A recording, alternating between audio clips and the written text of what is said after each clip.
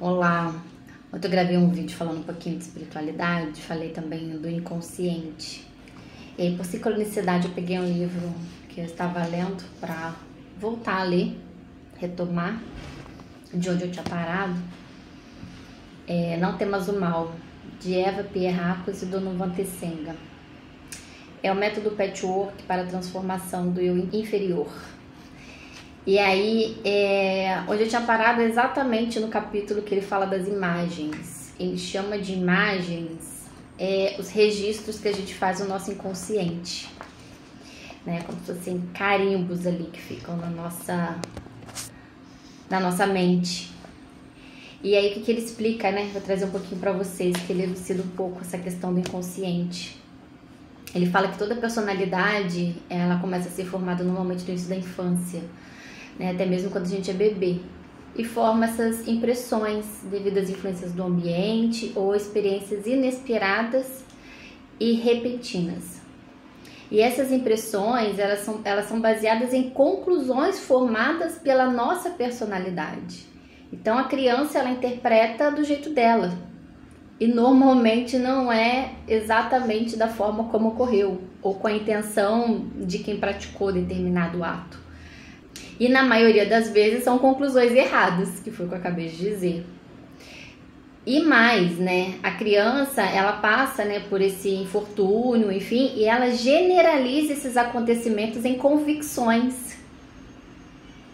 E com o passar dos anos, essas conclusões descem mais profundo do inconsciente, moldando em certa medida a vida da pessoa em questão, a nossa vida, né?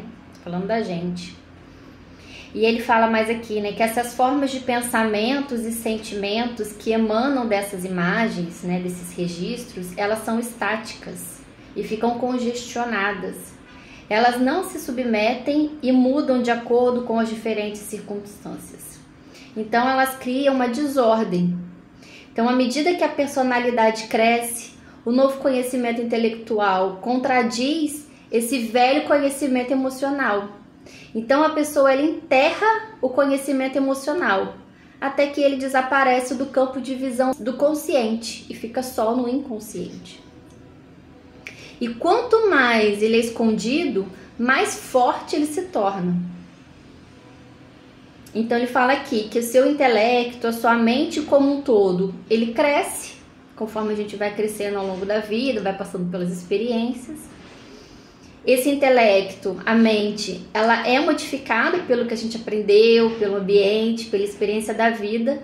Contudo, enquanto a imagem permanece viva, no nível emocional mais profundo, ela não mudou.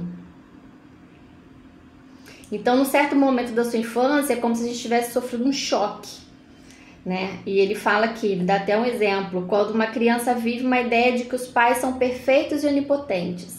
Então, quando surge a percepção de que não é assim, ela vem como um choque. E aí ela perde a segurança, essa criança fica assustada, ela não gosta dessa descoberta e, por um lado, vai repelir esse conhecimento desagradável para o subconsciente, porque ela se sente culpada por sentir assim em relação aos pais. E, por outro lado, construirá defesas contra essa ameaça, entre aspas. Mais à frente ele fala, você não pode recordar dessas imagens, né? Porque sentiu a necessidade de esconder todo esse procedimento pela sua falta de lógica racional. E também porque sentia vergonha pelo fato de seus pais não serem o que você pensava que eles deveriam ser. Então, na sua mente infantil, você presumiu que seu caso era singular. Todo mundo tinha pais perfeitos, perfeitas condições familiares, e só você experimentava essa singularidade chocante que tinha que ser escondida de todos, até de você mesmo. E é claro, dos seus pais e das outras pessoas próximas. E fala, né, que todo esse processo emocional tinha que ser escondido por conta dessa vergonha. E quando esses processos permanecem escondidos, parte da personalidade não pode crescer. E mais à frente ele fala, onde essa impressão chocante, lenta ou repetida, afetou a alma, não se assimila a experiência conscientemente, então a mente ela permanece infantil. Por isso que às vezes eu falo que eu olho para os adultos e vejo um monte de criança grande, porque quando a gente começa a adquirir esse tipo de consciência, e a partir do momento em que eu começo a conhecer o meu inconsciente, os meus traumas e como eles reverberam na vida adulta, a gente olha para as outras pessoas e consegue perceber isso também nos comportamentos delas, né? Não com um olhar de julgamento, com um olhar de compaixão e de entendimento. E ele segue aqui, né? Então, uma parte de um ser maduro, em outros aspectos, permanece imatura. Na verdade, essa parte continua a fazer as mesmas deduções que a criança fez, de forma emocional e inconsciente, enquanto essa imagem não é elevada para a consciência. Ou seja, enquanto a gente não pega aquilo que está escondido no inconsciente e elabora aquilo. E aqui fala, né, o inconsciente, ele é sempre mais forte. Por isso que a gente vai repetindo padrões, vai vivendo no piloto automático. Pra gente procurar essas imagens, né, ele fala que é importante, ele dá um caminho, que é recapitular a vida para localizar os problemas, anotar, incluir todos os tipos de problema. Quando a gente começa esse trabalho de escrever tudo que a gente passou pela nossa história, principalmente casos repetitivos, né, de forma consciente, preto no branco, ajuda a gente a encontrar esse denominador comum. Qual o denominador comum que fez essas dores, enfim, esses processos acontecerem, né? E ele fala, a força que faz com que você resista de olhar para o inconsciente, de fazer essa autoanálise, de se autoconhecer, essa força é exatamente a mesma que criou a imagem. Que ela vai querer proteger essa imagem. Ela vai querer proteger aquilo que está no seu inconsciente. Ela faz com que você perca ou nunca obtenha aquilo que podia ser seu por direito. Ela leva a gente para a infelicidade. A sua imagem que atrai esses acontecimentos em sua direção de forma tão inevitável como a noite segue o dia na Terra. É como um ímã, é uma lei química, como a lei da gravidade. Ela leva a gente para a infelicidade, como eu falei. E o preço da liberdade é a coragem e a humildade de encarar o que está lá dentro, o que está escondido no nosso inconsciente. Ele fala, leva tempo, exige esforço e paciência. E o trabalho só começa depois desse reconhecimento. Quando a gente percebe o que está no nosso inconsciente, né? Esse reconhecer é só o começo, porque precisa de uma meditação, de uma profundidade no nível emocional para a gente poder curar e transmutar isso e resolver. Se a gente não leva para o campo emocional, não adianta, não é cognitivo, não é só eu saber. Eu preciso de fato levar para o nível emocional, eu preciso sentir aquilo. E normalmente dói, aí eu tô falando aqui, Marcele, né? Não tá escrito no livro, mas as experiências que eu passei, quando a gente traz essa imagem do inconsciente para a consciência e medita, encara ela no nível emocional, ela dói profundamente, porque é como se a gente estivesse revivendo a dor daquela criança, de quando aquela imagem foi formada.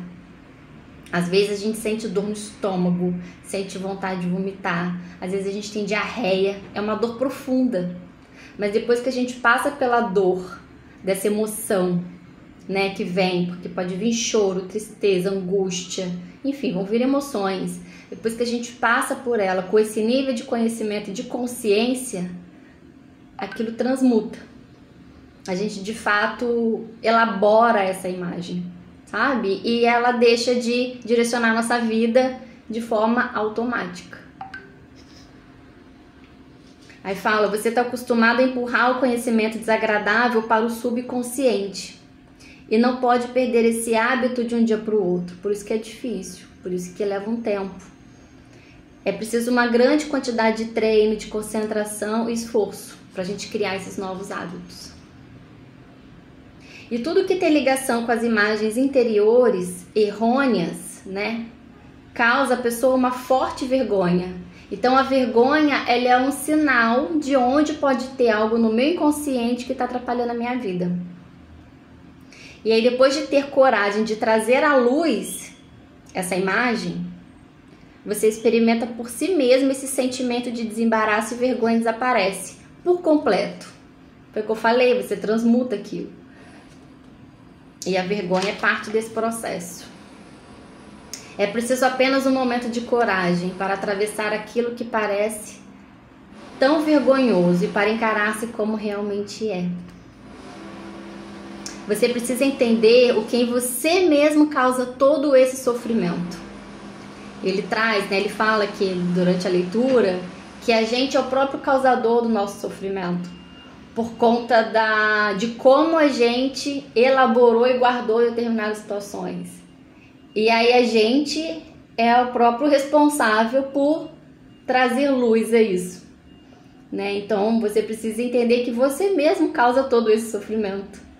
Essa imagem que eu criei lá no meu inconsciente. Só então, lentamente, de forma gradual, você será capaz de reeducar as suas emoções, dissolver as suas imagens e criar na sua alma formas novas e produtivas que correspondam à lei divina. É lindo, né? É lindo, esse capítulo é lindo. Então é isso, o que ele fala de imagem é exatamente o que eu comentei ontem no outro vídeo sobre o inconsciente, que acaba levando a gente pro piloto automático, pro sofrimento, para as situações repetitivas. E aqui ele dá uma dica, né? Ele explica um pouco como isso acontece e uma dica de como a gente